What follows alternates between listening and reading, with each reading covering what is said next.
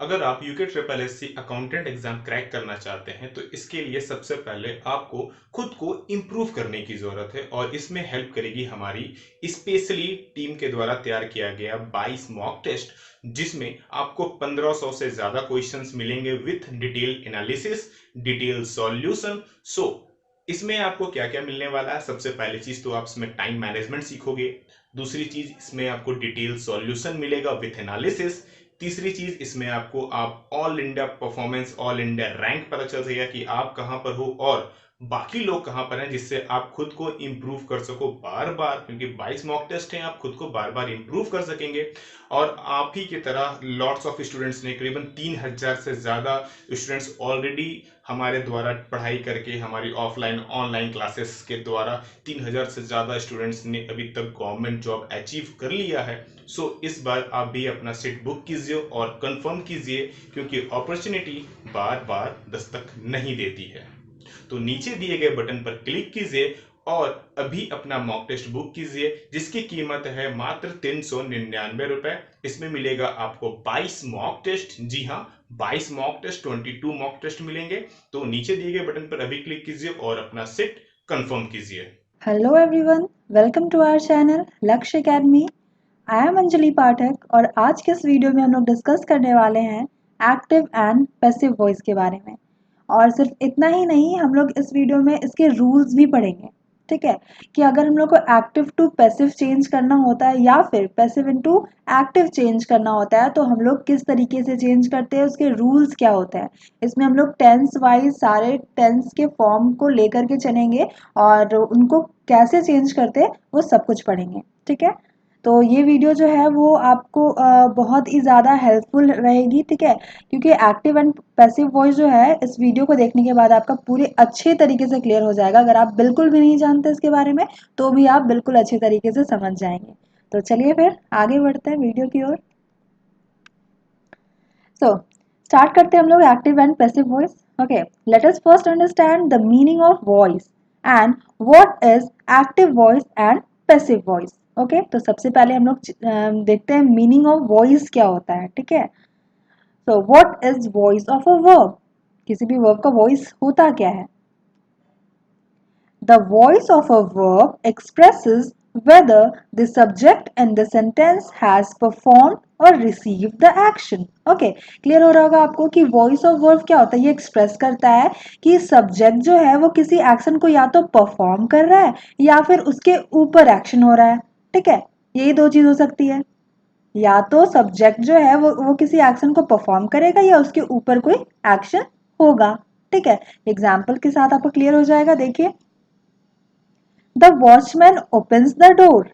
यहाँ पे सब्जेक्ट क्या है? वॉचमैन। ये क्या कर रहा है? ये डोर को ओपन कर रहा है, यानी कि ये एक्शन को परफॉर्म कर रहा है इस स्टेटमेंट में। ठीक है, और दूसरे स्टेटमेंट में क्या है? The door is open by the watchman. ठीक है, यहाँ पे वॉचमैन क्या कर रहा है? एक्शन को रिसीव कर रहा है। ठीक है, यानी इसके द्वारा ये काम हो रहा है।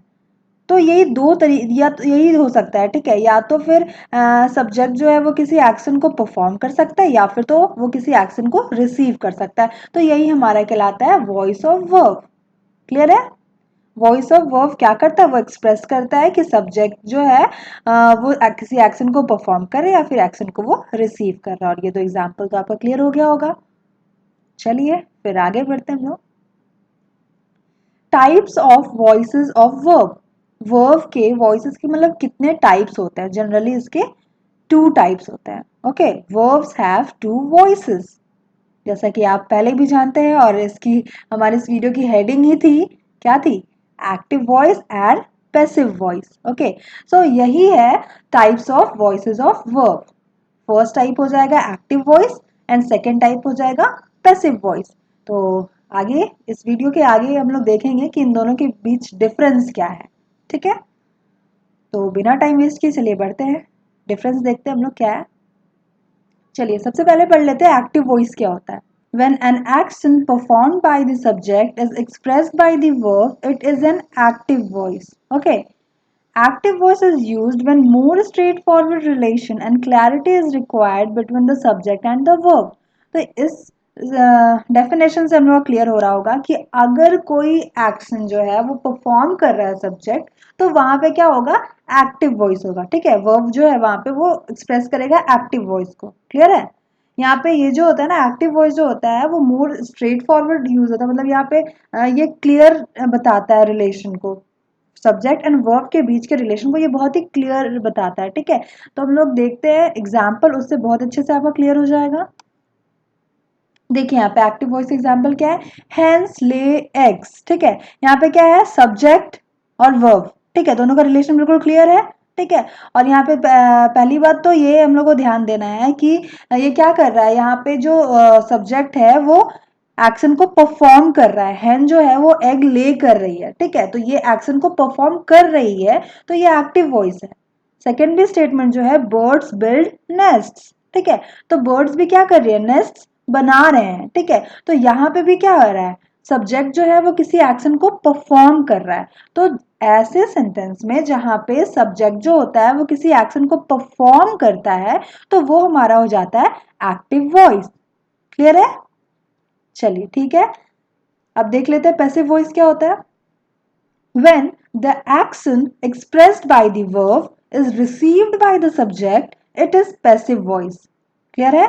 अगर कोई एक्शन जो है वो रिसीव कर रहा है सब्जेक्ट, ठीक है, यानी कि सब्जेक्ट के ऊपर कोई एक्शन हो रहा है, तो वो पैसिव वॉइस हो जाएगा। Passive voice is used when the doer of the action is not known and the focus of the sentence is on the action and not the subject. ठीक है, कभी कभी क्या होता है हमारा कि पैसिव वॉइस में कुछ ऐसे स्टेटमेंट दिए हुए रहेंगे जहां पे आपका ये नहीं पता रहेगा कि उस काम को कौन कर रहा है, यानी डूअर का पता नहीं चलता है। ठीक है, तो हम लोग को ऐसे में कहाँ पे फोकस करना है, सिर्फ और सिर्फ एक्शन में फोकस करना है। ठीक है, सब्जेक्ट पे नहीं कि कौन ये काम कर रहा है वो जरूरी नहीं है, क्या काम हो रहा है फिलहाल वो जरूरी होता है पैसिव वॉइस में। ठीक है, चलिए एग्जाम्पल्स देख लेते हैं। Eggs are laid by hens. यहाँ पे क्या हो रहा है, सब्जेक्ट जो है वो एक्शन को रिसीव कर रहा है, यानी कि ये अंडे दिए जा रहे हैं हेन के द्वारा। ठीक है, तो यहाँ पे हेन क्या कर रहा है, इसको रिसीव कर रहा है एक्शन को। तो ऐसे स्टेटमेंट में जहाँ पे सब्जेक्ट जो है किसी एक्शन को रिसीव करता है, तो वो हमारा पैसिव वॉइस हो जाता है। नेक्स्ट स्टेटमेंट भी वही है, nests are built by birds. ठीक है, यहाँ पे भी क्या हो रहा है, घोंसले बनाए जा रहे हैं, किनके द्वारा, बर्ड्स के द्वारा। ठीक है, घोंसले बनाए जा रहे हैं, तो यहाँ पे भी क्या हो रहा है, बर्ड्स क्या कर रहा है, एक्शन को रिसीव कर रहा है। ठीक है, तो ऐसे स्टेटमेंट में जहां पर सब्जेक्ट के द्वारा एक्शन रिसीव किए जाते हैं, वो हमारा क्या कहलाएगा, पैसिव वॉइस कहलाएगा। ठीक है, क्लियर है? Okay, active and passive voice rules for conversion of sentence. हम लोग जब सेंटेंस को कन्वर्ट करते हैं, एक्टिव वॉइस को पैसिव वॉइस में कन्वर्ट करते हैं या फिर पैसिव वॉइस को एक्टिव वॉइस में कन्वर्ट करते हैं, तो हमारे लिए रूल्स होते हैं कुछ बने हुए कि हम लोग उसको कैसे चेंज करेंगे। ये बहुत ही ज़्यादा इंपॉर्टेंट है। ठीक है, क्योंकि आपके एग्जाम में डेफिनेशन तो आते नहीं है, एग्जाम में आपको मोस्ट इंपॉर्टेंट चीज़ क्या है कि इसको कैसे चेंज करते हैं, ये आना चाहिए। तो ये रूल्स को आप ध्यान से पढ़िएगा ताकि आपको क्लियर हो जाए कि चेंज कैसे करते हैं। चलिए देखते हैं। Below are the active passive voice rules to follow for changing an active sentence into a passive voice. Before heading to the rules of active passive voice, let's check the examples of active and passive voice statements. Conversion of active and passive voice examples. चलिए देखते हैं हम लोग। Rita wrote a letter. ये क्या है, subject, wrote verb and letter object. Clear है? Subject plus verb plus object की कॉम्बिनेशन में है। यहां तक समझ में आ रही है, एक्टिव वॉइस है। ठीक है, सेकंड देखते हैं, a letter was written by Rita. इसको चेंज किए हम लोग, ध्यान दीजिएगा, रीता रोट अ लेटर को हम लोग पैसिव वॉइस में चेंज किए। तो कैसे करते हैं, ध्यान दीजिएगा, सबसे पहला चीज जो होता है ना, हम लोग को ऑब्जेक्ट को सबसे पहले लिखना होता है। And what is object in this sentence, a letter. तो अ लेटर को उठा करके हम लोग सबसे पहले लिख दिए। ठीक है, चलिए ऑब्जेक्ट लिख दिए। उसके बाद हम लोग यूज करते हैं ऑक्सिलरी वर्ब। ऑक्सिलरी वर्ब कह लीजिए, हेल्पिंग वर्ब कह लीजिए, जो भी कह लीजिए, आपको तो क्लियर होगा क्या होता है, is, are, am, was, were, has, have, ये सब क्या होता है, ऑक्सिलरी वर्ब या फिर क्या कहते हैं इसको, हेल्पिंग वर्ब कहते हैं। ठीक है, तो चलिए यहाँ पे वॉज यूज कर लिया हम लोग। क्यों? क्योंकि ये पास्ट में है सेंटेंस, इसलिए हम लोग वॉज यूज करेंगे। अ लेटर वॉज, फिर यहाँ पे क्या बोला जा रहा है, पास्ट पार्टिसिपल यूज करते हैं, यानी कि वर्ब का थर्ड फॉर्म हमेशा यूज होता है। ठीक है, याद रखिएगा, जब भी हम लोग एक्टिव वॉइस से पैसिव वॉइस में चेंज करते हैं तो वर्ब का हमेशा थर्ड फॉर्म ही होना चाहिए। पैसिव वॉइस में कभी भी वर्ब का कोई और फॉर्म नहीं हो सकता। अगर कोई और फॉर्म है इसका मतलब कि वो गलत बना हुआ है। ठीक है, तो चलिए फिर हम लोग वर्ब लिख लिए, रिटर्न। ठीक है, उसके बाद फिर हम लोग क्या लिखेंगे, बाय के साथ सब्जेक्ट लिखते हैं। तो बाय के साथ हम लोग सब्जेक्ट क्या था हमारा, रीता, तो रीता लिख दिया हम लोग सब्जेक्ट लास्ट में। तो ये चीज क्लियर हो रहा होगा कि subject plus verb plus object के फॉर्म में रहता है हमारा एक्टिव वॉइस।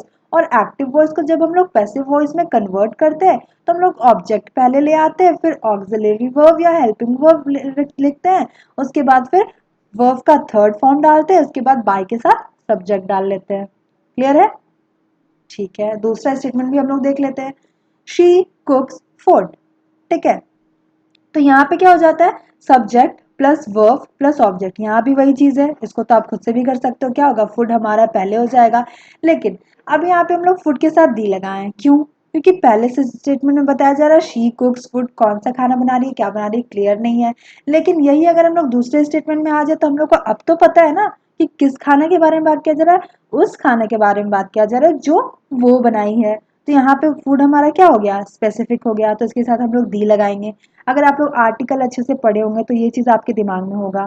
ठीक है, तो चलिए दी फूड लगा लेंगे, दी फूड। उसके बाद फिर हम लोग ये देख रहे हैं कि ये जो हमारा सेंटेंस है वो प्रेजेंट में है, और प्रेजेंट के लिए हमारा ऑक्सिलरी वर्ब क्या लगेगा, इज लगेगा। इज या आर लग सकता है। ठीक है, नहीं तो यहाँ पे फूड तो सिंगुलर है और सिंगुलर के साथ क्या लगेगा, इज लगेगा।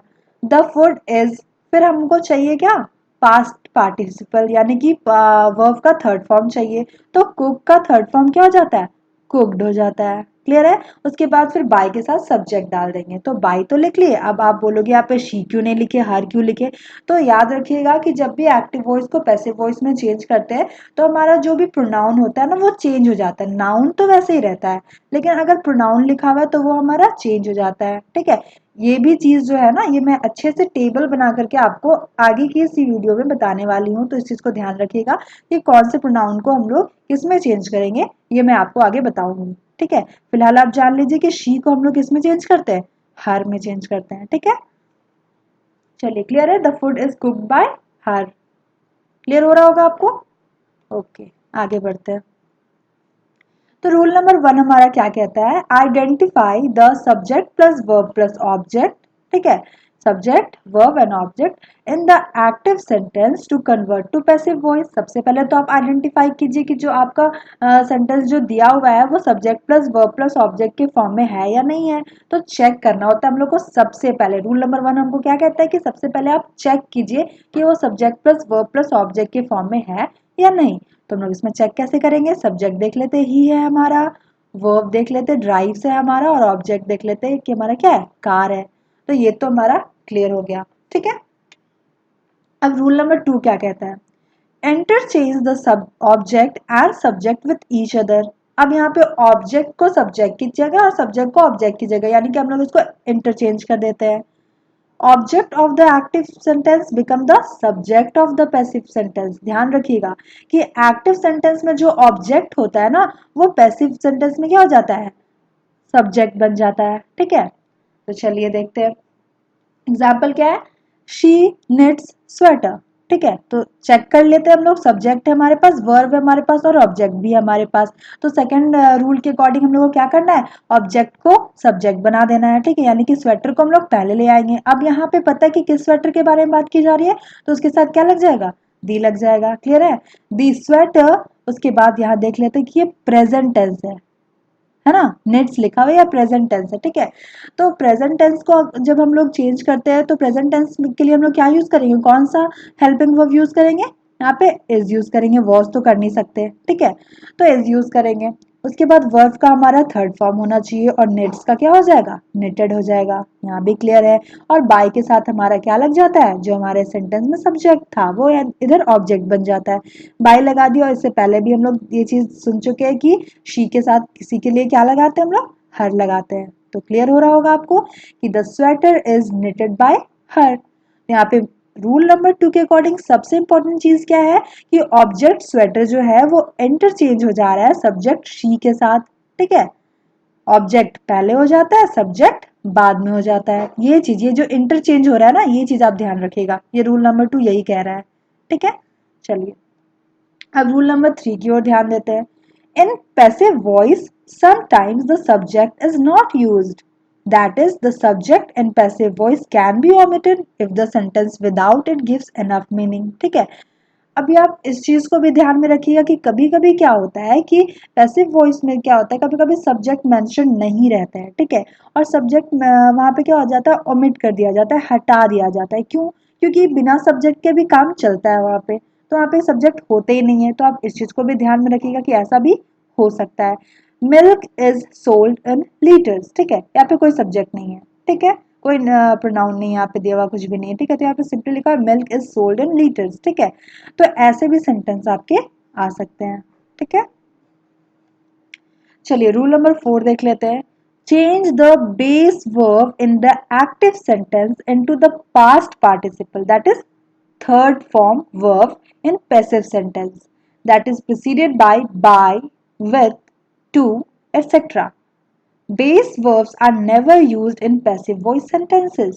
ठीक है, ये मैं आपको पहले भी बता चुकी हूँ कि हम लोग वर्ब पे ध्यान देंगे। रूल नंबर 4 क्या कहता है कि हम लोग वर्ब पे ध्यान देंगे, वर्ब को हम लोग किस में चेंज कर देंगे, थर्ड फॉर्म में चेंज कर देंगे, ठीक है।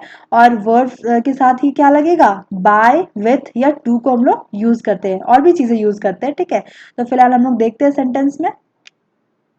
ओके, एक्टिव वॉइस को पैसिव वॉइस में चेंज कर रहा है। शी प्रिपेयर्स डिनर, क्लियर है। तो डिनर हमारा क्या हो जाएगा, उठ के सबसे पहले आ जाएगा, ठीक है, द डिनर। उसके बाद देख रहे हैं हम लोग कि प्रेजेंट टेंस है, तो प्रेजेंट टेंस के लिए इज लगाएंगे। द डिनर इज वर्ब का थर्ड फॉर्म होना चाहिए, प्रिपेयर्स का प्रिपेयर्ड हो जाएगा। फिर बाय के साथ क्या लगा लेंगे, शी को चेंज करते हैं हम लोग हर में। यहाँ तक तो क्लियर होगा, ठीक है। The dinner is prepared by her, clear है। सेकेंड एग्जाम्पल देखते हैं। शी नोज हिम, ओके, तो हिम को चेंज करते हैं ही में। ही नोज है, यहाँ पे वापस से इज लगेगा। ही इज, नोज का थर्ड वर्ब फॉर्म नोन हो जाएगा। He is known. अब यहाँ पे टू यूज कर रहे हैं हम लोग, टू हर, ठीक है।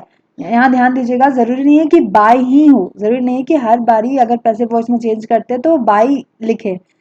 वहां पे टू भी हो सकता है, विद भी हो सकता है, और भी हम लोग प्रीपोजिशन वहां पे यूज कर सकते हैं, ठीक है। तो यहाँ पे क्या हो जाएगा सेकेंड सेंटेंस में, टू हर, ठीक है। नेक्स्ट है, जूस फिल्स द जार। यहाँ पे भी ऑब्जेक्ट पहले उठा लीजिए, उसके साथ इज लगा दीजिए, फिर वर्ब का थर्ड फॉर्म लगा दीजिए, फिर देखिए कि आपको इसमें से कौन सा यूज करना है। यहाँ पे विथ यूज करना है, ठीक है। और किससे भरा हुआ है, जूस से भरा हुआ है, ठीक है। तो जूस हमारा जो यहाँ पे सब्जेक्ट था वो यहाँ पे हमारा ऑब्जेक्ट हो जाएगा। क्लियर हो रहा है, ये तीनों स्टेटमेंट हमको क्लियर है। आगे बढ़ते हैं फिर। चलिए, तो जैसा कि मैंने आपको बताया था कि हम लोग प्रोनाउन को किस में चेंज करते हैं, तो ये ध्यान रखिएगा, बहुत ही ज्यादा इंपॉर्टेंट है ये, ठीक है। रूल नंबर 5 क्या कहता है कि while conversion of active voice sentence into passive voice sentence, the pronoun used in the sentence also changes in the following manner, ठीक है। जब भी हम लोग एक्टिव वॉइस को पैसिव वॉइस में चेंज करते हैं तो प्रोनाउन भी चेंज होता है, ठीक है। आई अगर है तो वो चेंज होगा पैसिव वॉइस में, तो मी हो जाएगा उसकी जगह। वी के लिए हम लोग अस यूज करते हैं, ही के लिए हिम यूज करते हैं, शी के लिए हर यूज करते हैं, दे के लिए देम। यू तो यू ही रहता है, यू चेंज नहीं होता, और इट भी चेंज नहीं होता, इट के लिए भी हम लोग इट ही लिखते हैं। क्लियर है, ये बहुत ही अच्छे से आपको ध्यान में रखना होगा कि हम लोग किसको किस में चेंज करते हैं, पैसिव वॉइस में चेंज करते वक्त, ठीक है। तो ये चीज को ध्यान रखिएगा। चलिए आगे बढ़ते हैं फिर। रूल नंबर 6 क्या कहता है, यूज द सुटेबल हेल्पिंग और auxiliary verb is, am, are, was, were, etcetera, ठीक है। तो ये जो भी हमारा ऑक्सिलरी वर्ब या हेल्पिंग वर्ब जो भी होते हैं, ठीक है, इसको हम लोग को तरीके से यूज करना होता है। और ये कैसे यूज होता है, the rules for using auxiliary verbs in passive voice sentences are different for each tense, ठीक है। हर टेंस में अलग अलग हेल्पिंग वर्ब का हम लोग यूज करते हैं, ठीक है। जैसे कि the letter is written by her, यहाँ पे हम लोगों ने इज यूज किया हुआ है। A book was not bought by her, यहाँ पे हम लोगों ने वॉज यूज किया हुआ है। Chocolates are being eaten by them, यहाँ पे हम लोगों ने आर यूज किया था, यहाँ पे इज, यहाँ वॉज, यहाँ आर यूज कर रहे हैं, अलग अलग यूज कर रहे हैं, क्यों? क्योंकि ये हम लोगों का अलग अलग टेंस फॉर्म है। पहला वाला जो था ये अगर हम लोग एक्टिव वॉइस में रहता तो ये हमारा किस में रहता, ये सिंपल प्रेजेंट में रहता। तो सिंपल प्रेजेंट को जब हम लोग चेंज करते हैं तो इज आर एम का यूज करते हैं। और अगर हम लोग ये अगर रहता तो पास्ट में रहता। सिंपल पास्ट को जब हम लोग पैसिव वॉइस में चेंज करते हैं तो वॉज या वर का यूज करते हैं। उसके बाद अगर ये रहता एक्टिव वॉइस में तो ये कॉन्टिन्यूअस टेंस में रहता। और कॉन्टिन्यूअस टेंस को जब हम लोग चेंज करते हैं तो उसके साथ हम लोग बीइंग यूज करते हैं, ध्यान दीजिएगा, ठीक है। तो इसलिए यहाँ पे इज यूज हो रहा है, यहाँ वॉज यूज हो रहा है, यहाँ आर यूज हो रहा है, अलग अलग चीज यूज हो रहा है, ठीक है। चलिए अब हम लोग आ जाते हैं form of active and passive voice for all tenses, ठीक है। सारे टेंस के साथ हम लोग कौन सा यहाँ पे हेल्पिंग वर्ब यूज करेंगे वो चीज आपको क्लियर हो जाएगा, ठीक है। तो जैसा कि हम लोग जानते हैं कि सिंपल प्रेजेंट टेंस में क्या होता है, वर्ब का जो होता है फॉर्म वो फिफ्थ फॉर्म होता है, उसमें एस और ई एस लगा होता है, ठीक है। और जरूरी नहीं है एस ई एस लगाओ, अगर यहाँ पे आपका जो सब्जेक्ट है वो प्लूरल होता है तो वहाँ पे एस ई एस नहीं लगा हुआ रहेगा, इस चीज को भी आप ध्यान में रखिएगा, ठीक है। तो चलिए देखते हैं। ही राइट्स एन ऐसे, तो यहाँ पे एन ऐसे जो है वो सबसे पहले हो जाएगा। उसके बाद जैसा कि आप लोगों को बता चुकी हूँ कि सिंपल प्रेजेंट टेंस में हम लोग कौन सा हेल्पिंग वर्ब यूज करते हैं, इज, आर या एम, ठीक है। तो देखिए ऐसे के साथ क्या लगेगा, इज लगेगा, इज लिख दिए, ठीक है। एंड ऐसे इज राइट्स का क्या हो जाएगा, रिटन बाय हिम, क्लियर है, एंड ऐसे is written by him. Second में भी क्या है, द हाउस वर्क पहले हो जाएगा, इसके साथ क्या लगाएंगे, इज लगाएंगे। डज है यहाँ पे क्या हो जाएगा, third form for done by Sheena, the house is done, the house work is done by Sheena, clear है। Jacob always plays the guitar, the guitar is always played by Jacob, clear हो रहा है आपको। यहाँ पे is use कर रहे हैं हम लोग। अगर यहाँ पे क्या होता, कुछ प्लूरल होता, द हाउस वर्क्स रहता अगर यहाँ पे, ठीक है, या फिर एसेज रहता यहाँ पे, अगर प्लूरल रहता तो हम लोग इज नहीं यूज करते, उसके लिए हम लोग क्या यूज करते हैं, आर यूज करते हैं, ठीक है। तो इस चीज को ध्यान में रखिएगा। सेकेंड आते हैं हम लोग प्रेजेंट कॉन्टिन्यूअस टेंस में। तो प्रेजेंट कॉन्टिन्यूअस टेंस में हमारा क्या लगा होता है, पहले से ही इज आर एम लगा होता है हमारा हेल्पिंग वर्ब, और वर्ब का फॉर्म हमारा फोर्थ होता है। इसी से हमारा क्लियर हो जाता है कि क्या है ये प्रेजेंट कॉन्टिन्यूअस टेंस में। तो प्रेजेंट कॉन्टिन्यूअस टेंस को जब हम लोग पैसिव वॉइस में चेंज करते हैं तो उसमें हम लोग क्या यूज करते हैं, बीइंग को यूज करते हैं, ठीक है, ध्यान में रखिएगा। बाकी सब कुछ वैसे ही हो जाता है, बस ऑब्जेक्ट को उठा करके यहाँ पे सब्जेक्ट बना देना है और फिर इधर सब्जेक्ट जो होता है वो इधर ऑब्जेक्ट बन जाता है। और आर जो यहाँ पे दिया हुआ है हेल्पिंग वर्ब, वो हमको ध्यान देना है यहाँ पे कि उसके साथ जो यहाँ पे वापस से सब्जेक्ट बन गया है उसके साथ यहाँ पे इज लगना चाहिए या आर लगना चाहिए, ठीक है। ये चीज आप देख लोगे, सिंगुलर प्लूरल के साथ ये चेंज होता रहेगा, ठीक है। तो द बनानाज है तो उसके साथ तो आर लगेगा, the bananas being eaten by them, clear है। Bob is drawing a diagram, तो क्या हो जाएगा, a diagram is being, drawing का क्या हो जाएगा, ड्रॉन बाय बॉब, क्लियर है ये भी। Samta is playing the piano, a piano is played by Samta, ठीक है। यहाँ पे सॉरी, यहाँ पे द होना चाहिए था, ठीक है।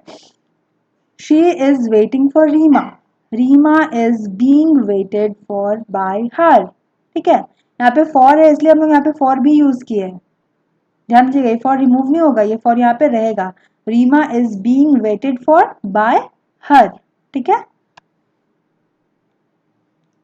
नेक्स्ट देख लेते हैं प्रेजेंट परफेक्ट टेंस। और प्रेजेंट परफेक्ट टेंस में क्या होता है, हम लोग को क्लियर होता है कि वहां पे हैज या हैव लगा होना चाहिए, ठीक है। और वर्ब का थर्ड फॉर्म ही रहता है, तो इसमें हम लोग को आसानी क्या होता है कि वर्ब के फॉर्म को चेंज करने की जरूरत नहीं पड़ती, यहाँ भी थर्ड फॉर्म रहता है, और जब इसको पैसिव वॉइस में चेंज करते हैं तो वहां पे भी थर्ड फॉर्म ही होना चाहिए, तो वर्ब का फॉर्म तो वैसे का वैसे ही रहेगा। इसमें एक्स्ट्रा क्या ऐड होता है, बीन, जैसे कि कॉन्टिन्यूअस में हम लोग देखें कि बीइंग ऐड करते हैं, उसी तरीके से परफेक्ट टेंस में हम लोग क्या यूज करते हैं, बीन यूज करते हैं, ठीक है। तो देख लेते हैं हम लोग यहाँ पे has he done the work, तो एक्चुअली ये क्वेश्चन पूछा जा रहा है तो इसको हम लोग क्वेश्चन ही बनाएंगे ना, आंसर तो देना नहीं है, बस चेंज करना है हम लोग को। तो क्या हो जाएगा, हैज ही पहले हो जाएगा, हैज उसके बाद ऑब्जेक्ट हमारा उठ के पहले आ जाएगा, द वर्क, फिर क्या लिखेंगे हम लोग, बीन लिखते हैं, ठीक है। उसके बाद वर्ब का थर्ड फॉर्म जो लिखा हुआ है वही लिखेंगे। याद रखिएगा वर्ब के फॉर्म के से पहले हम लोग क्या यूज करते हैं, बीन यूज करते हैं। Has the work been done by him, okay, he के लिए क्या यूज करेंगे, हिम यूज करेंगे। पहले हम लोग बता चुके हैं प्रोनाउन का जो पूरा टेबल चार्ट बता चुके हैं, ठीक है, कि कौन से प्रोनाउन को हम लोग किस में चेंज करते हैं, तो ही को हिम में चेंज करते हैं, क्लियर है। Have they left the apartment, ठीक है, तो यहाँ पे आप बोलोगे यहाँ पे हैव लगा हुआ था, यहाँ पे हैज क्यों लगा दिए, तो यहाँ पे दे के लिए हैव लगा हुआ था, ठीक है, लेकिन अब हम लोग को क्या, हमारा सब्जेक्ट क्या हो जा रहा है, द अपार्टमेंट हो जा रहा है, और अपार्टमेंट तो क्या है, सिंगुलर है, सिंगुलर के साथ हम लोग हैज लगाते हैं, ठीक है। Has the apartment been left by them, clear है, ठीक है। He has written the letter, the letter has been written by him, clear हो रहा होगा आपको। वर्ब के फॉर्म से पहले हम लोग बीन को यूज कर रहे हैं, ठीक है। They have played the matches, यहाँ पे भी ध्यान दीजिएगा मैचेस है, ठीक है, एक से ज्यादा मैच है। द मैचेस हैव, इसके साथ प्लूरल है ना, तो प्लूरल के साथ हैव लगाएंगे। The matches have been played by them, देख ले क्या यूज करेंगे, देम यूज करेंगे, तो क्लियर हो रहा है ये। प्रेजेंट परफेक्ट टेंस भी क्लियर हो गया होगा। चलिए फिर आगे बढ़ते हैं हम लोग इस वीडियो में। पास्ट कॉन्टिन्यूअस टेंस, ठीक है, तो जैसा कि हम लोग जानते हैं कि पास्ट कॉन्टिन्यूअस टेंस में क्या रहता है, हमारा वॉज या वर जो है हेल्पिंग वर्ब के रूप में हमारे पास यहाँ पे रहता है, और वर्ब का फॉर्म जो होता है वो फोर्थ फॉर्म होता है। यहाँ तक तो क्लियर है। चलिए फिर इसको चेंज करते हैं। यहाँ पे भी हमारा क्या ऐड होगा, बीइंग ऐड होगा, ठीक है, जैसे कि हम लोग देखे थे प्रेजेंट कॉन्टिन्यूअस टेंस में इज आर एम के साथ बीइंग यूज हो रहा था, उसी तरीके से यहाँ पास्ट कॉन्टिन्यूअस टेंस में वॉज वर्ब के साथ भी बीइंग यूज होगा। बिल्कुल सेम है, जैसे कि प्रेजेंट कॉन्टिन्यूअस टेंस को हम लोग चेंज किए ना, बिल्कुल वैसे ही यहाँ पे पास्ट कॉन्टिन्यूअस टेंस को भी चेंज करना है, लेकिन वहाँ पे इज आर एम का यूज था और यहाँ पे वॉज और वर का यूज होगा, बाकी सारा कुछ सेम रहेगा, ठीक है। चलिए यहाँ पे फूड हमारा ऑब्जेक्ट था, सब्जेक्ट बन गया दी फूड, फिर वॉज यूज किए, बीइंग यूज किए, वर्ब का थर्ड फॉर्म बाय, फिर यहाँ शी के लिए हर यूज कर दिए। The food was being cooked by her, clear है। The boys were playing cricket, क्या हो जाएगा, cricket was being played by the boys, यहाँ पे द बॉयज था इसलिए वर यूज किया गया था, लेकिन यहाँ पे क्रिकेट था हमारा सब्जेक्ट बन गया जो कि सिंगुलर है, और सिंगुलर के साथ हम लोग वॉज यूज करते हैं, इस ये सब चीज को आप ध्यान में रखिएगा, ठीक है। The shopkeeper was selling many products, many products were being sold by the shopkeeper, clear है, okay. The barber was cutting his hair, okay, तो his hair was being cut by the barber, यहाँ पे cutting है, और cutting के लिए क्या, मतलब ये किसका वर्ब फॉर्म है, कट का, ठीक है, और तो कट का जो थर्ड वर्ब फॉर्म होता है वो भी कट ही होता है, ठीक है, कट कट कट फिर कटिंग आता है, ठीक है, तो इसलिए हम लोग यहाँ पे कट यूज किया है, क्लियर हो रहा होगा पास्ट कॉन्टिन्यूअस टेंस। चलिए ठीक है, अब पास्ट परफेक्ट टेंस में आते हैं हम लोग, ठीक है। तो पास्ट परफेक्ट टेंस में क्या होता है हमारा, जैसे कि प्रेजेंट परफेक्ट टेंस में हमारा हैज या हैव लगा होता है, तो उसी तरीके से यहाँ पे पास्ट परफेक्ट टेंस में हमारा हैड लगा हुआ होता है, बस इतना ही डिफरेंस है, ठीक है। और अच्छी बात यह है कि हमारे पास यहाँ पे ऑप्शन भी नहीं है हैज और हैव का जो हम कंफ्यूज होंगे, सिंपल हैड लगा हुआ है, एक्टिव वॉइस में भी हैड रहेगा, और उसको चेंज करते हैं पैसिव वॉइस में तो वहां पे भी हैड ही रहेगा, कहीं कुछ भी हम लोग को चेंज करने की जरूरत नहीं पड़ेगी।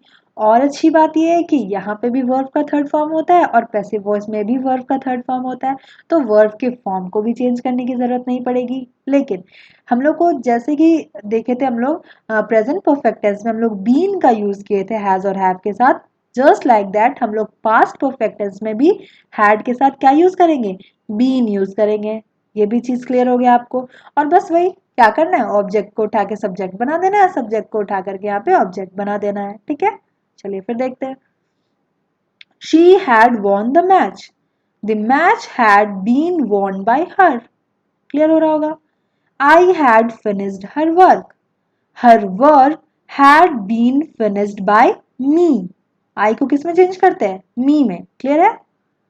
He had missed the last metro. The last metro had been missed by him. Clear है। ये तीनों स्टेटमेंट आपको क्लियर होगा कि हैड है, हैड ही रहता है, ठीक है। और बस यहाँ पे वर्ब के फॉर्म से पहले हम लोग बीन को यूज करते हैं। ये चीज को बस ध्यान में रखना है आपको, ठीक है। बाकी तो क्लियर हो रहा होगा। चलिए अब आते हैं हम लोग सिंपल फ्यूचर टेंस में, ठीक है। तो सिंपल फ्यूचर टेंस में क्या होता है, हमारा विल या शैल लगा होता है, ठीक है। जनरली विल ही लगा होता है, बहुत कम ही शैल के क्वेश्चन आते हैं, लेकिन फिर भी जनरली यहाँ पे विल या शैल लगा होता है, तो हम लोग इसको चेंज करते हैं पैसिव वॉइस में, ठीक है।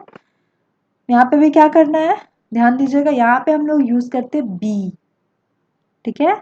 जैसा कि हम लोग पहले देख चुके हैं कि कॉन्टिन्यूअस टेंस के साथ हम लोग बीन का इस्तेमाल किए और फिर परफेक्ट टेंस के साथ हम लोग बीन का यूज किए, तो यहाँ पे अब हम लोग फ्यूचर में जब आते हैं तो वहां पे हम लोग बी यूज करते हैं, ना बीइंग ना बीन। यहाँ पे क्या यूज होगा, बी।